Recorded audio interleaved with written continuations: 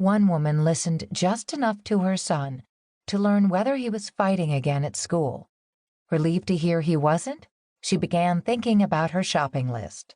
Another way people filter is simply to avoid hearing certain things, particularly anything threatening, negative, critical, or unpleasant. It's as if the words were never said. You simply have no memory of them. Judging. Negative labels have enormous power.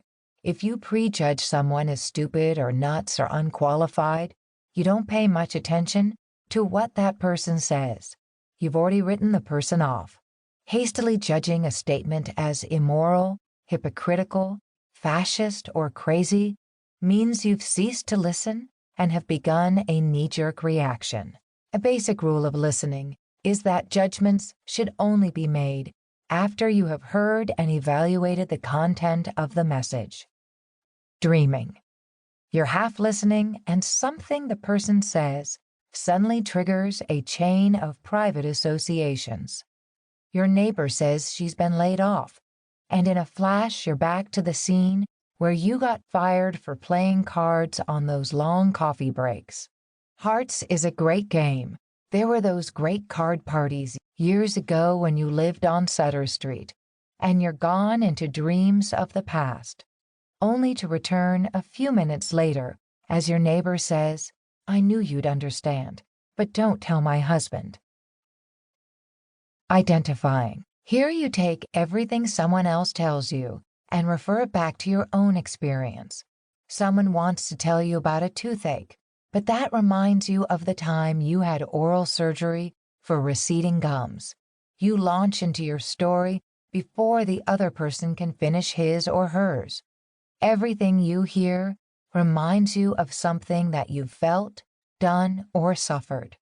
You're so busy with these exciting tales of your life that there's no time to really hear or get to know the other person.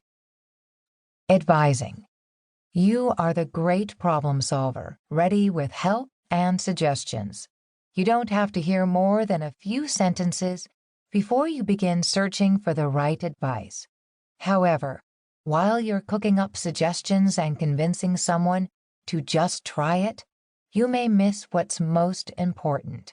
You didn't hear the feelings, and you didn't acknowledge the person's pain. He or she still feels basically alone because you couldn't listen and just be there. Sparring.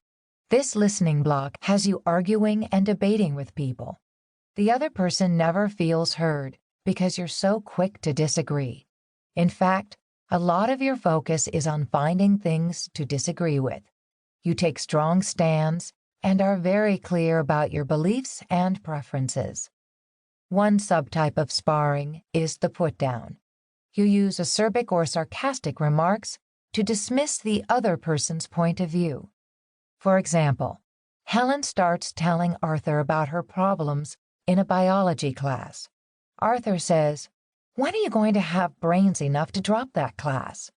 The put-down is the standard block to listening in many marriages. It quickly pushes the communication into stereotyped patterns where each person repeats a familiar hostile litany. Another type of sparring is discounting. Discounting is for people who can't stand compliments. "Oh, I didn't do anything. What do you mean? I was totally lame." It's nice of you to say, but it's really a very poor attempt.